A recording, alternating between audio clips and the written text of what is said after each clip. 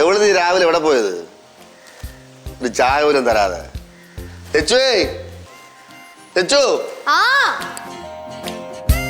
നിന്റെ അമ്മ എവിടെ പോയത്?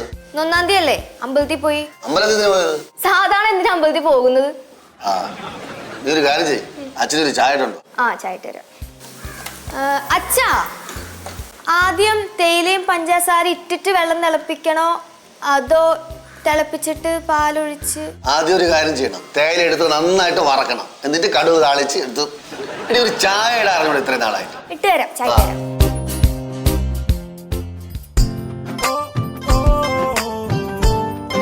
ആ വന്നാ, ഞാൻ വിചാരിച്ചു അത് വഴിയൊക്കെ പോയത്. ഭാഗ്യസൂക്തം ചെയ്തതിന്റെ പ്രസാദ. വേണ്ട, ഞാൻ കുളിച്ചില്ല. അയ്യേ, ഇന്ന് 1-ാം തീയതി കുളിച്ചില്ലേ? ആ കുളിച്ചില്ലെങ്കിലും നല്ല മനഃശുദ്ധി ഉണ്ടായിരുന്നാ മതി. വേണ്ടത് അത് മൊത്തം കെമിക്കൽസ് ആണ്, ആസിഡ്. എന്റെ ബാലു, വിശ്വാസത്തിൽ ആസിഡ് കൊണ്ട് ചേർക്കല്ലേട്ടാ. അതിലും ശാസ്ത്രം ഉണ്ടല്ലോ. ആ ഉണ്ട്. ഈ തുമ്പയിലും ശ്രീഹരിക്കോട്ടയിലൊക്കെ റോക്കറ്റ് വിടുന്നില്ലേ, രാഹുലം നോക്കിട്ടാ. വിശ്വാസവും ശാസ്ത്രവും ഒക്കെ ബന്ധപ്പെട്ടുള്ളതാണ് ഓരോ മിസൈലുകളുടെ പേരൊക്കെ. ആര്യഭട്ട, അഗ്നി, ശ്രദ്ധിച്ചു നോക്ക്. വലിയ ജ്ഞാനിയാണല്ലേ. പിന്നെ ബാലു എന്തെല്ലാം ജോലി ചെയ്ത് വിജയിച്ചോ? എന്താ കാര്യം? ഈശ്വരാനുഗ്രഹം ഇല്ല. നമ്മൾ എന്തെങ്കിലും ചെയ്താൽ വിജയിക്കണമെങ്കിൽ ഈശ്വരാനുഗ്രഹം വേണം.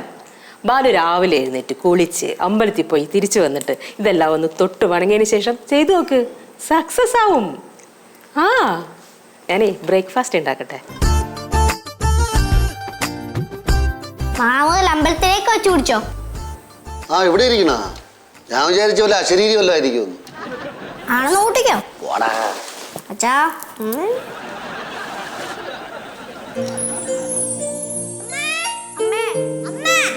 എന്താ? അച്ഛനെ കാണാനില്ല. ഞാൻ സ്കൂളിൽ നിന്ന് വന്നിട്ട് ഇവിടെ മൊത്തം നോക്കി, കാണുന്നില്ല. അവിടെ എങ്ങനെയും ഉണ്ടാവും നോക്ക്. ഇല്ല അമ്മ, ഇവിടെ എങ്ങും ഇല്ല. ഞാൻ കൊറേ നോക്കിയതാ, പരീക്ഷ മുറിയിലില്ല. കണ്ടില്ലേ അവിടെ? വല്ല തകരെ പാട്ടെ പറക്കാൻ വേണ്ടി പോയിട്ടുണ്ടാവും. ഓടാവുന്നത് നോക്ക് നോക്ക്.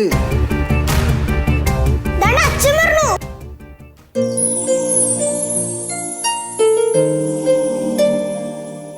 ശ്രീകുട്ടാ, ഇങ്ങ് വന്നേ. ഇതെന്തായി കാണണേ? കണ്ടത് കൈയളവ്, കാണാത്തത് കടലളവ്. ഇതെന്തോ ചന്ദന ഇരുന്ന തട്ടിൽ കാല് തെറ്റി വീണ നെറ്റി ഇടിച്ച്. ഡേ, അമ്പലത്തിൽ പോയിട്ട് ശാന്തനായിട്ട് വന്നിരിക്കുകയാണ്. ഈ അശ്രീകരം പോലെ മുമ്പ് നിൽക്കാതെ പോടാ. വാ ചേച്ചി, എന്തോ ഭാഷയിലൊക്കെ ഒരു ചെറിയ മാറ്റം, ഒരു പവിത്രത. അറിയില്ലടാ, പോയിട്ട് വരാം. ചെന്ന് നോക്ക്.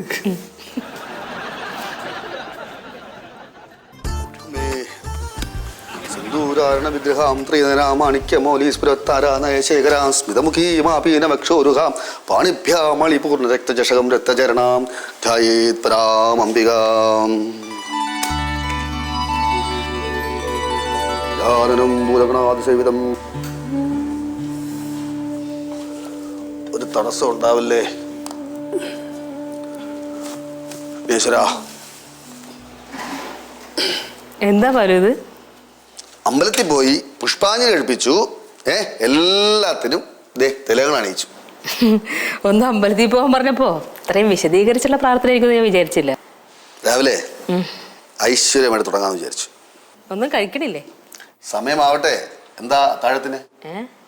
അത്താഴത്തിന് എന്താന്ന്? ഓ അത് ശരി, ചപ്പാത്തി മുട്ടക്കറി. ചപ്പാത്തിയും മുട്ടക്കറി വേണ്ടായിരുന്നു. അതെന്താ? നീ ഇരിക്കേ നിലു. ഞാനേ നിന്റെ അടുത്തൊരു സീരിയസ് ആയിട്ടൊരു കാര്യം പറയാൻ പോകും. നീ അത് ശ്രദ്ധിച്ച് കേൾക്കണം. എന്താ? ഞാൻ ഇന്ന് അമ്പലത്തിൽ നിന്ന് ഇറങ്ങിയിട്ട് അവിടെ വെറുതെ ഇരുന്നു ആൽത്തറയിൽ. വെറുതെ ഇരിക്കാൻ എന്ത് സുഖമെന്നറിയാമോ? എൻ്റെ തൊട്ട് മുന്നേ ഒരാള് താടിയൊക്കെ വളർത്തി കാവ്യൊക്കെ കൊടുത്ത് കണ്ട ഒരു സന്യാസിയെ പോലെയല്ല സന്യാസി തന്നെ. എന്നെ ഒരു നോട്ടം, ഞാനും തിരിച്ചങ്ങോട്ടൊരു നോക്കി. കുറച്ച് കഴിഞ്ഞ് എന്നെ നോക്കി ചിരിച്ചിട്ട് അങ്ങോട്ട് വിളിച്ച്, എവിടെയോ കണ്ടതുപോലെ, പണ്ടെങ്ങോ കണ്ടതുപോലെ. ചിലപ്പോ കണ്ടു കാണും. കണ്ടിട്ടൊന്നുമില്ല, കാണാൻ വഴിയില്ല, കണ്ടില്ല. പക്ഷേ എൻ്റെ അടുത്ത് വന്നിട്ട് എൻ്റെ മുഖത്ത് നോക്കി ചോദിച്ച്, ഒരുപാട് ദൂരം യാത്ര ചെയ്തില്ലേ എന്ന്. ഇനി ഒരുപാട് യാത്ര ചെയ്യാനുണ്ടെന്ന്. നീലു, ഈ മുൻജന്മ പാവങ്ങള് നമ്മളെ എപ്പോഴും പിന്തുടരും. ആണോ? എനിക്കറിയില്ല. അതിൻ്റെ ഭാണ്ഡം നമ്മൾ ചുമലിൽ ചുമക്കേണ്ടി വരും. കാണാൻ പറ്റൂല, ഉൾക്കണ്ണുകൊണ്ട് കാണണം. ആ ഭണ്ഡാരവും പേറിയുള്ള വ്യർത്ഥമായ യാത്രയാണ് ജീവിത ലക്ഷ്യം. കർമ്മഫലങ്ങൾ വെടിയണം, മോക്ഷമാണ് ലക്ഷ്യം. അതെവിടെ കിട്ടും? സ്ഥൂലാവസ്ഥയെ കിട്ടും, പക്ഷെ അതിന് വഴിയില്ലെന്നല്ല. അതിന് ചുമലിൽ പാണ്ഡവും തൂക്കി തീർത്ഥയാത്രയ്ക്ക് പോകണം. സകലതും കൈവിട്ട കളി തുടങ്ങിയെന്നാണ് തോന്നണേ. നീലു, നീ അടുക്കളയിൽ പോ.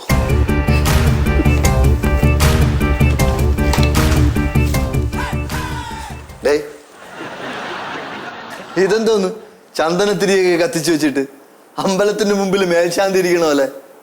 ഇന്നെന്ത് പറയെടുപ്പുണ്ടാ? നിനക്ക് ഒരു പണിയില്ലേടാ, പോടാ. ഇവാ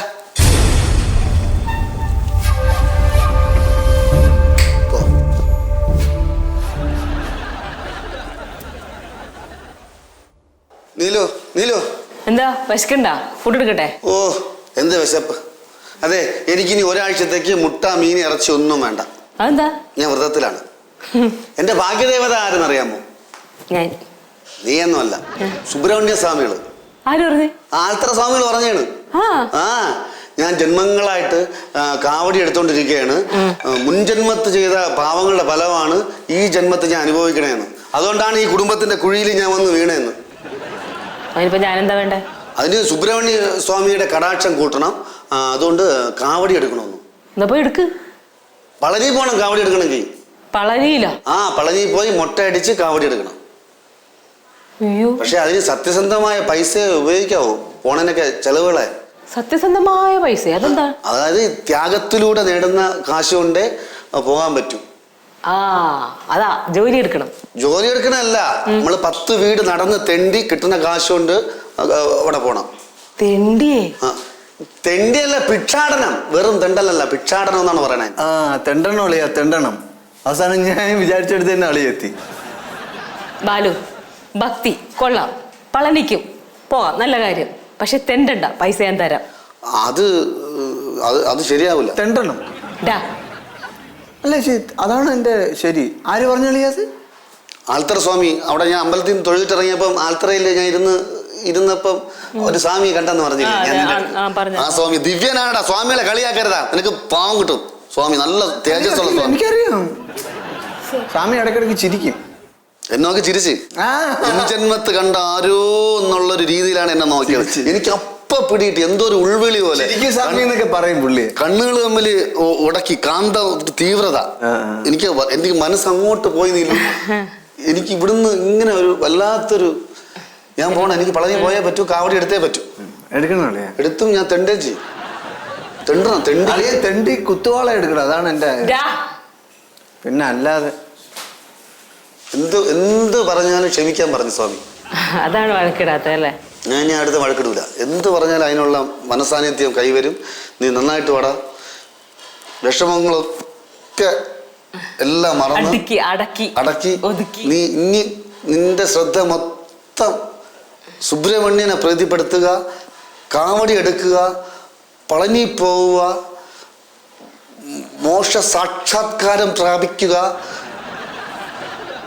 എല്ലാ ചിന്തകളും ഒഴിവാക്കി മുന്നോട്ട് പോവുക. കുട്ടികളെ, ഇത് ഗുരുകുല വിദ്യാഭ്യാസ സമ്പ്രദായമാണ്. എന്താണ്? കുരുവല്ല ഗു ഗു ഗുരുകുല വിദ്യാഭ്യാസ സമ്പ്രദായം. ഇവിടെ ഗുരുവിനെ മാത്രം മനസ്സിൽ കാണുക, അല്ലാതെ ഇവിടെ അച്ഛയില്ല. അച്ഛനെ മാറ്റി നിർത്തൂ തൽക്കാലം. അച്ഛനെ മാറ്റി നിർത്തിയിട്ട് ഗുരുവിനെ മാത്രം കാണുക.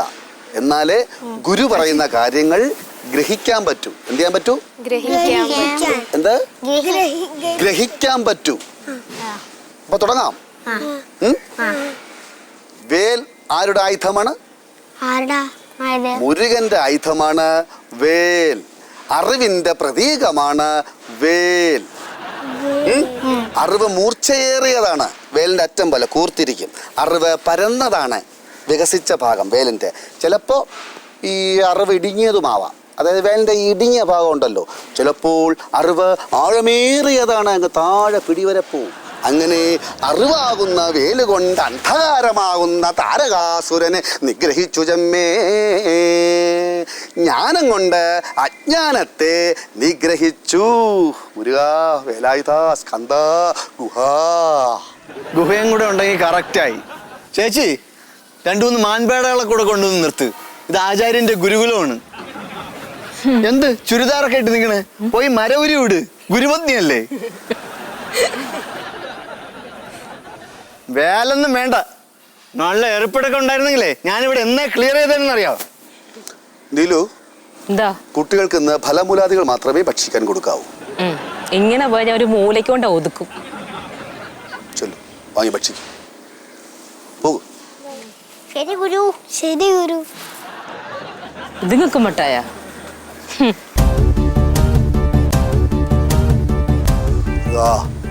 പളനി പോവാൻ കഴിയണേ. എന്റെ മനസ്സ് മാറ്റരുതേ. ഞാൻ നേരത്തെ വരാവേ. ഉച്ചത്തേക്കുള്ള അവിടെ അടച്ചു വെച്ചിട്ടുണ്ട്. ആർക്ക്? നിനക്ക് കുട്ടികൾക്കും. എനിക്കങ്ങ് വേണ്ട, ഞാൻ വീട്ടിൽ പോകണം. എന്തിന്? എനിക്ക് കൃഷി ഓഫീസിൽ പോകണം, വീട്ടിൽ പോകണം, പിന്നെ വളമൊക്കെ വാങ്ങാനൊക്കെ ഉണ്ട്. എടാ പിന്നെ പോവാടെ. പിന്നെ പോവായിരുന്നു, പക്ഷെ ചേച്ചി ഇവിടെ ഇല്ലാതെ ഞാൻ ഇവിടെ നിന്നാ പ്രശ്നമാകും. ഇവിടുത്തെ പുരാണ ബാലയൊന്നും കണ്ടോണ്ടിരിക്കാൻ എനിക്ക് പറ്റൂല. നീ അതൊക്കെ കണ്ടില്ലാന്ന് വെക്ക്. കണ്ടില്ലാന്ന് നടിക്കാം, പക്ഷെ ചേച്ചി വരുമ്പോഴേ ഞാൻ ഇവിടെ ഒറ്റയ്ക്ക് നിന്നാ ഒന്നിൽ ചേച്ചിക്ക് അനിയനെ കിട്ടൂ, ഇല്ലെങ്കിൽ ഭർത്താവിനെ. എനിക്ക് വയ്യ ഇവിടുത്തെ കുചേല ബാലയൊന്നും കണ്ടോണ്ടിരിക്കാൻ. അവിടെ നില്ലേ, ഞാനും ടൗണിലേക്ക് ഒന്നിച്ചോ ഓട്ടോക്കോ. ഓട്ടോയിൽ പോവാം, പക്ഷെ കാശ് ചേച്ചി കൊടുക്കണം. അത് ഞാൻ തന്നെ കൊടുക്കേണ്ടി വരുമെന്ന് എനിക്കറിയാം. നടക്ക്. എന്നാ വാപ്പോ. ഹരഹരോ ഹരഹര. വേൽമുരുക. ഹരോഹര. പളനിയാണ്ടവാ. ഹരോഹര. ചേച്ചി, അമ്മച്ചി, ഒരു നേർച്ച തന്നിട്ടുണ്ട്. 10 വീട്ടില് ഭിക്ഷ എടുത്ത് പളനി പോണമെന്ന്. പൈസ വേണം, അല്ല 10 വീട്ടില് ഇവിടുന്ന് ഇങ്ങനെ നേർച്ച നേർന്ന് പോണം. എന്താ ഇത് ഇങ്ങോട്ടാ അറിയാ നോക്കിക്കോളെ.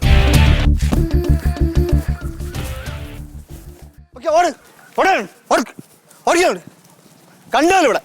മോനാണ്, മറ്റൊരാളെ അവനിതൊന്നും ഇഷ്ടമല്ല നേർച്ച. ഓടങ്ങോട്ട്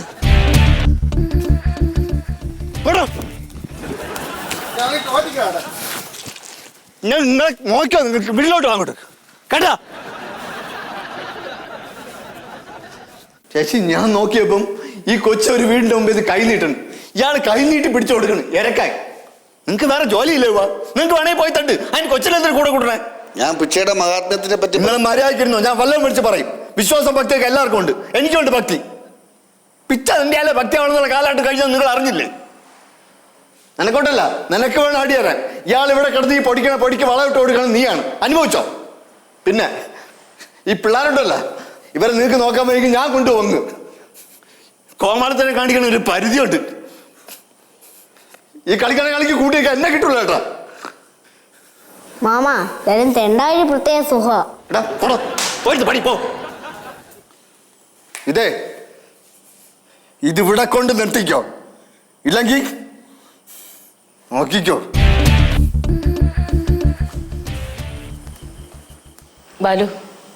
ബാലുവിന് പളനി പോവാൻ ഞാൻ കാശ് തരാം. ഒറ്റയ്ക്ക് പോയിക്കോ. എന്തായാലും ഭവനക്കാനുള്ള ആഗ്രഹമല്ലേ, നടക്കട്ടെ.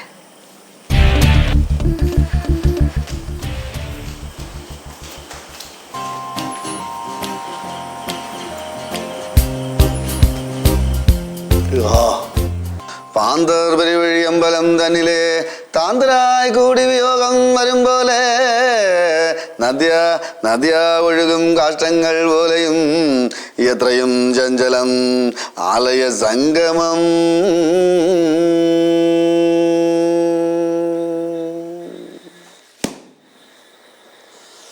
അളിയാ, പളനിയിൽ നിന്ന് കൊണ്ടുവന്ന പ്രസാദം നീ കഴിച്ചാ? ലഡു അരവണയൊക്കെ എടുത്ത് കഴിക്കേ.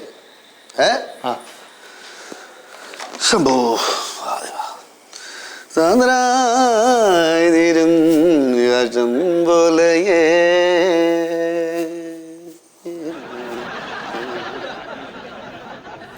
എന്തോ പളനി പോയിട്ട് വന്നിട്ട് ഭക്തകോമളനായിട്ട് നടക്കുകയാണ്. ഒരു മാറ്റവും ഇല്ല. കേവലം രൂപഭക്തി കഴിഞ്ഞു. ഇനി അറിവ് തേടിയുള്ള യാത്രയാണ്. എങ്ങോട്ട്? അതൊന്നും വ്യക്തമായി പറഞ്ഞിട്ടില്ല. എന്തായാലും മനസ്സ് പാകപ്പെട്ടാൽ ഉടനെ യാത്ര തിരിക്കും. അതിനു മുമ്പേ ചേച്ചി ഇയാളെ ഡൈവേഴ്സ് ചെയ്തോ? അതാണ് നല്ലത്. ഞാൻ ഓർമ്മ വെച്ച നാള് മുതൽ പറയാണ്, ഇത് കുറച്ച് ഓവറാണേ. ആ അത് ശരിയാ. ശ്രീനിവാസങ്ങളുടെ പടത്തില് ശ്രീനിവാസങ്ങളാ എൻ്റെ അച്ഛൻ. എടാ മോനെ, ശ്രീനിവാസൻ അങ്കിളിന്റെ കഥ വെറും കഥയൊന്നുമല്ല. ശ്രീനിവാസൻ അങ്കിളിന്റെ സിനിമയിലെ ഒരു കഥാപാത്രമാണ് നിന്റെ അച്ഛൻ. ഇതുപോലെ ഓരോ പഞ്ചായത്തിലും ഓരോരോ കഥാപാത്രങ്ങൾ അച്ഛനെ പോലെ ഉണ്ട്. ചേച്ചി, അളിയന് മടിയാണ്, കുഴി മടി. എടാ ഇപ്പൊ ശരിക്കും മീനും ഇറച്ചി ഒന്നും കഴിക്കുന്നില്ല. പച്ചവെള്ളം കൊടുക്കാതിരുന്നാ മതി, അപ്പൊ പഠിക്കും. ഇനിയിപ്പോ അതേ ഉള്ളൂ മാർഗം.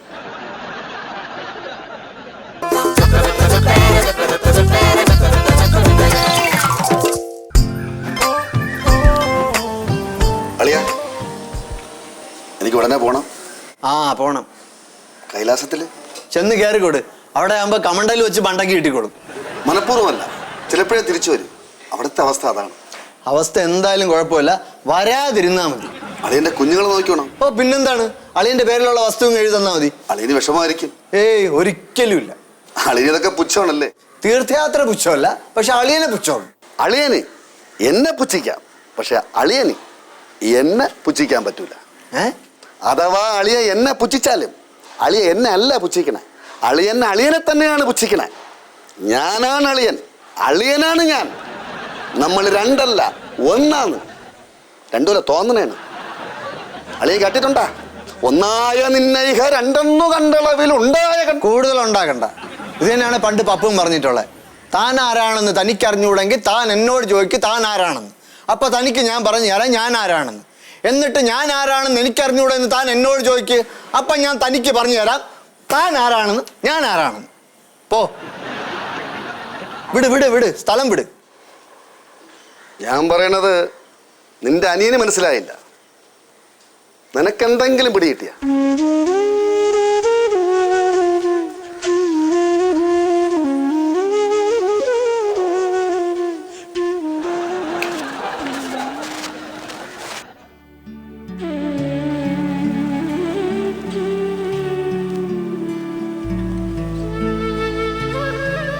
നീലു, മക്കളെ പോവേണ്ട. വിധി ഇനി ഒരുമിപ്പിക്കുമെങ്കിൽ നമുക്ക് കാണാം. വലിയ വർത്താനൊന്നും പറയണ്ട. ഒരുപാട് പേര് ഇപ്പൊ കൈലാസത്തിലൊക്കെ പോയിട്ട് വരണുണ്ട്. ചേച്ചി, ഇപ്പൊ വേറെ ഒന്നുമല്ല, സ്വാമി വിളിച്ചപ്പോ ചെല്ലാന്ന് പറഞ്ഞു. സമയമായപ്പോ പേടി. ഇതേ മുമ്പ് ഗൾഫിൽ പോയപ്പോ കള്ള നെഞ്ചുവേനെന്ന് അടിച്ചിട്ട് ആശുപത്രിയിൽ കിടന്നില്ലേ, അതുപോലെ കിടക്കാനൊന്നും വിചാരിക്കാനൊന്നും വേണ്ട. എന്നെ കൊണ്ട് ശാപവാക്കൾ ഉച്ചരിപ്പിക്കരുത്. ഉച്ചരിച്ച പിന്നെ നീ കാണൂല. മര്യാദയ്ക്ക് അടങ്ങി ഒതുങ്ങി ഇവിടെ ഇരുന്ന് പ്രാർത്ഥനയായിട്ട് കഴിഞ്ഞോ നീ?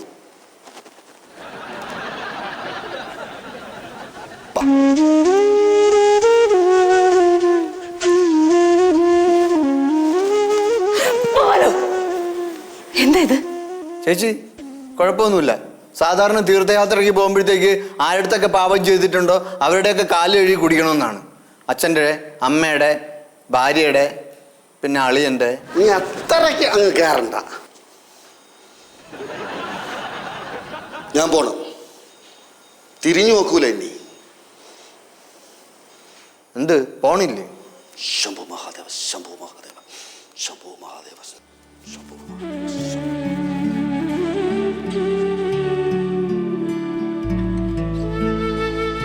ഒന്നുമില്ല, എവിടെ പോവാൻ. അതുവരെ പോയിട്ട് തിരിച്ചു വരും.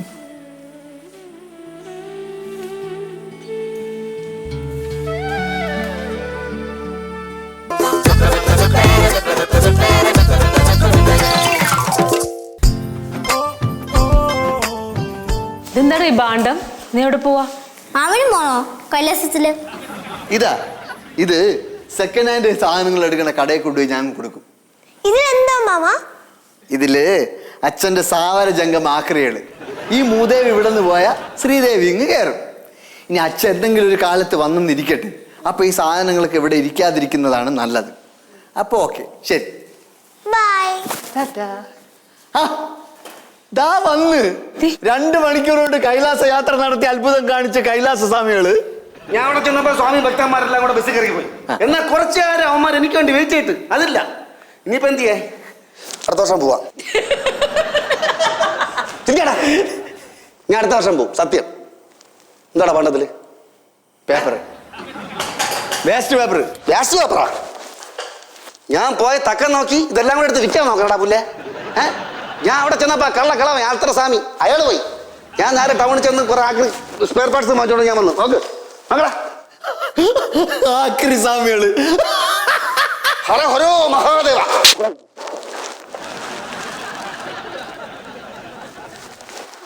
മൂത്ത സഹോദരിയുടെ ഭർത്താവ് പിതൃതുല്യനാണെന്ന് കരുതി സമാധാനിക്കുക.